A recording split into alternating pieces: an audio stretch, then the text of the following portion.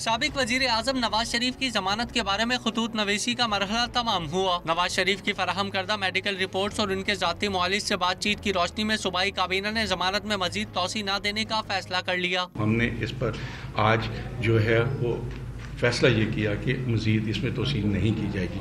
तो इस काबीना के फैसले की रोशनी में आज हम फेडरल गवर्नमेंट को लिख रहे हैं कि पंजाब काबीना का ये फैसला है, अब फेडरल गवर्नमेंट ने आगे इस मामले को लेकर चलना है। पंजाब की वजीर सेहत डॉक्टर यास्मीन राशिद ने वाज़ेह किया कि नवाज शरीफ के नए मेडिकल टेस्ट की रिपोर्ट फराहम नहीं की गई। उनके जाने के बाद जो उनकी वहाँ कमिटमेंट्स और टेस्ट होने थे, जैसे कि पेट स्कैन होना था, बोन मैरो होना था और बाकी हीमेटोलॉजी की जो रिपोर्ट्स आनी थी कि उनकी प्लेटलेट काउंट वगैरह का, वो मुसलसल हम उनसे मांगते रहे हैं और उन्होंने कोई रिपोर्ट हमें भिजवाई नहीं थी। इसलिए हमारे पास तो वही रिपोर्टें हैं जो हमारे पास यहाँ पहले मौजूद थी।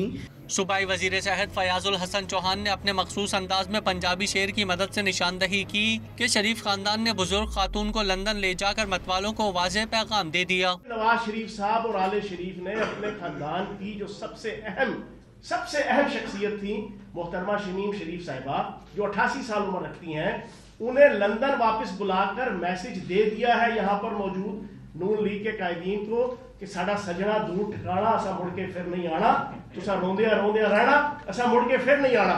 नवाज शरीफ इस्लामाबाद हाई कोर्ट के फैसले की रोशनी में 8 हफ्तों के लिए बैरून मुल्क गए थे। ये मुद्दत खत्म होने के बाद मजीद 8 हफ्ते मुकम्मल हो गए।